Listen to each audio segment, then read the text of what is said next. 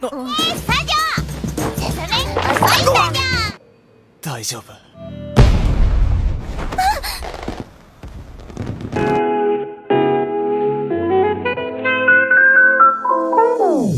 Halo para animers yang taunya cuma rebahan sambil nonton menggunakan wifi tetangga. Gimana kabar kalian? Apakah masih aman wifi tetangganya? Nah, di video kali ini Mimin akan menceritakan atau membahas salah satu anime summer terbaru kali ini, yang mana anime kali ini bergenre romance komedi, yaitu anime Yume Mirudanjiwa Genjitsu Sugisa, yang sekarang udah nyampe ke episode terakhir, tepatnya episode ke-12. Nah, buat kalian yang penasaran dengan perjalanan cinta Wataru dan Aika, langsung saja siapkan minuman, kencangkan celana dalam, dan yaps, tanpa banyak bacot, langsung saja kita ke alur ceritanya. Selepeu. Di awal scene kita ditunjukin suasana awan mendung dan juga sebuah poster festival kembang api. Menyadari akan adanya hujan, Ichinose memanggil Wataru yang tengah beres-beres untuk keluar agar melihat cuaca.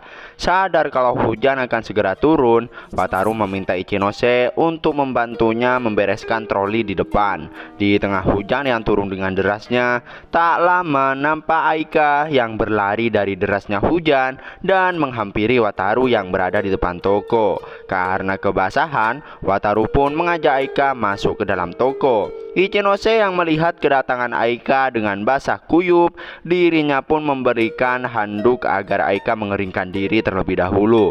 Melihat kebaikan Ichinose, Aika merasa kalau Ichinose itu sudah berbeda. Wataru pun membenarkannya. Awalnya Ichinose itu terlihat pendiam, tapi aslinya dia sangat perhatian. Wataru yang bertanya kenapa Aika berada di wilayah itu, Aika pun bilang kalau dirinya ingin mampir melihat Wataru. Aika juga bertanya apakah Wataru akan terus bekerja di tempat itu. Namun rupanya Wataru tidak akan lama-lama. Rencananya dia ingin keluar setelah libur musim panas berakhir. Ichinose juga udah bisa mandiri tanpa dirinya. Tak lama kemudian, nampaklah Fuka Sasaki yang juga datang ke tempat itu dengan tubuh yang basah kuyup. Melihat Aika yang ada di sana, Fuka langsung nyamperin dan berterima kasih untuk tempo hari yang lalu.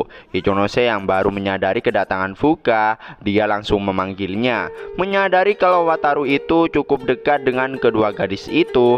Meski Aika menyuruhnya untuk nyamperin mereka berdua, tapi Wataru gak mau karena Aika akan jadi sendirian. Mendengar hal tersebut, Aika jadi salting hingga kayak gini. Di tengah momen romantis itu, secara nggak sengaja Fuka dan Ichinose malah melihat tingkah mereka berdua. Jadi ya Ichinose pun menutup pintunya kembali. Terus Aika bilang kalau dirinya sudah mengundang Wataru ke rumahnya. Meski Wataru ingat dengan undangan tersebut, namun dirinya tetap bertanya keseriusan Aika yang mengundang dirinya. Karena Aika sudah memberikan banyak pantangan, Wataru mengira Aika akan membatalkan dengan halus. Mendengar Aika yang berkata kalau dirinya ingin menjadi sosok abang yang baik di mata adiknya yaitu Airi, Wataru jadi terkejut. Meski agak panik, Aika bilang sekali lagi kalau dirinya itu serius mengundang Wataru.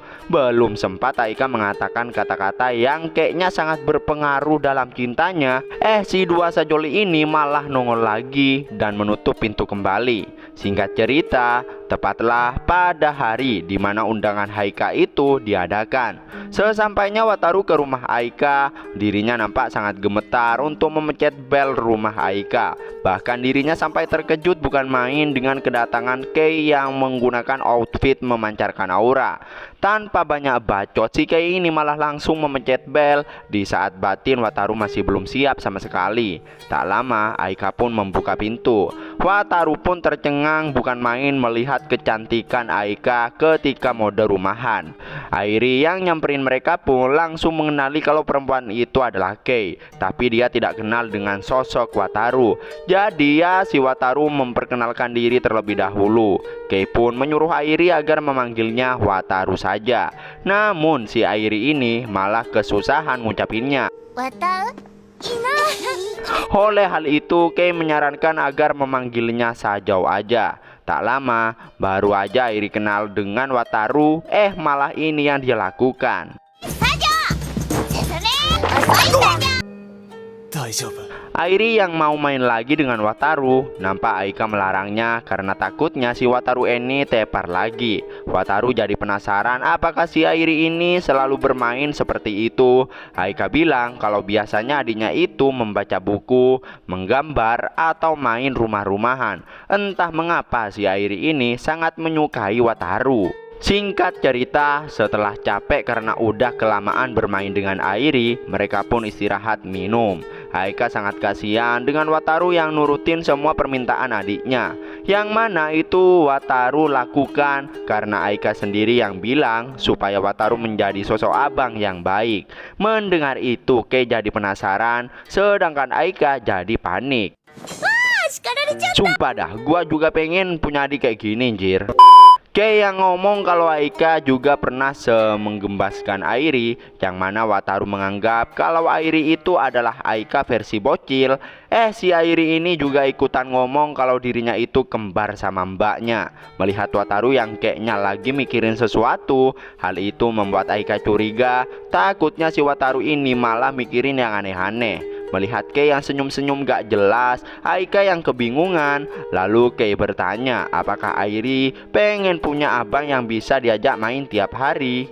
Airi yang mengiyakan hal tersebut. Mendengarnya membuat Aika jadi terkejut bukan main. Meski si Kei ini ngeles, tapi tetap aja Aika tidak percaya dengan omongan tersebut. 真っ白な。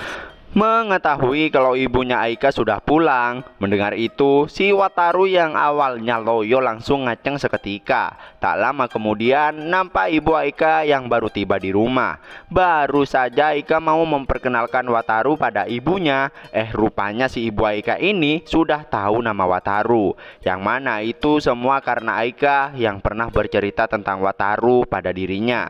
Tentu aja Wataru sangat terkejut mendengarnya. Sang ibu yang hendak menceritakan fakta yang ada karena takut aibnya terbongkar, si Aika malah langsung mengusir mereka berdua agar pulang. Saat di luar rumah, ibu Aika nampak menyayangkan karena dirinya ingin mengobrol lebih lama lagi dengan Wataru. Namun Aika bilang kalau obrolan itu masih bisa dilanjutkan kapan-kapan lagi. Mendengar kata-kata itu, yang mana artinya si Wataru ini masih punya kesempatan untuk datang ke rumah Aika lagi. Lalu mereka pun pamit pergi dengan diantar oleh Aika. Di tengah perjalanan, mereka nampak membicarakan tentang Airi, yang mana Wataru bilang kalau Airi itu mirip dengan ibunya. Sedangkan Kei berpendapat bahwa si Airi itu mirip ayahnya. Setelah itu Wataru bertanya apa yang Aika ceritakan pada ibunya mengenai dirinya. Meski agak terkejut mendengarnya, tapi Aika tetap ngeles. Karena tidak ingin mengganggu pembicaraan mereka berdua, si Kei ini pergi meninggalkan mereka dengan alasan kalau jalan menuju rumahnya lewat arah ini.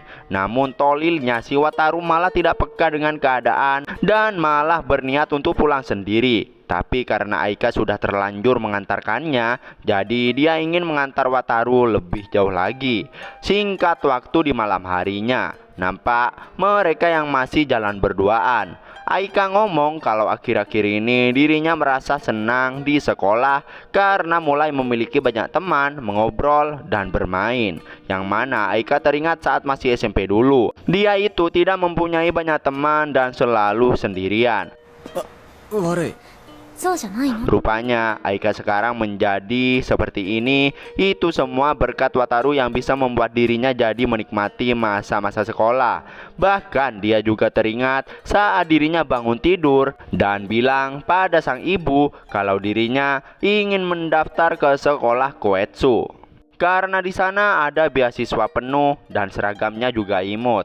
Mengingat dirinya yang dulu, Aika jadi kebingung kenapa dirinya bisa sesenang ini sekarang. Wataru mengira kalau itu karena dirinya yang ingin membuat Aika terkenal. Meski Wataru minta maaf, namun Aika enggak memperbolehkannya. Itu karena dirinya juga egois. Meski sudah asik ngobrol dengan teman-temannya, tapi Aika merasa masih ada yang kurang. Mereka pun berhenti jalan dan inilah yang Aika katakan. あんたは私の居場所なんだから。 Sesuai dengan poster yang udah ditampilkan di awal scene tadi, yang mana malam ini adalah malam festival kembang api. Pas banget dah momen ini terjadi berbarengan dengan mulainya festival kembang api, yang mana karena suara ledakan yang cukup keras membuat Aika ketakutan hingga memeluk kuat si Wataru. Untung banget dah nih bocah.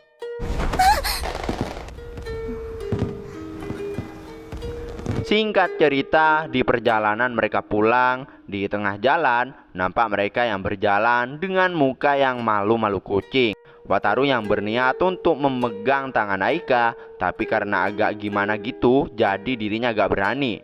Namun untungnya karena si Aika ini punya kepekaan yang cukup tinggi, dirinya pun dengan pede memegang tangan Wataru. Dengan itu, Wataru pun jadi punya nyali untuk memegangnya juga hingga sampai ke komplek dekat rumahnya. Mereka pun berpisah.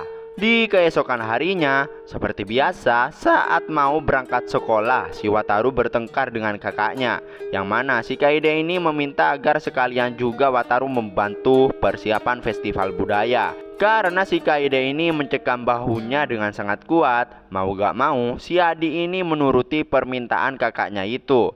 Setibanya Wataru di lorong dekat sekolah, dirinya nampak terkejut dengan kemunculan Aika yang kayaknya sudah menunggu dirinya dari tadi.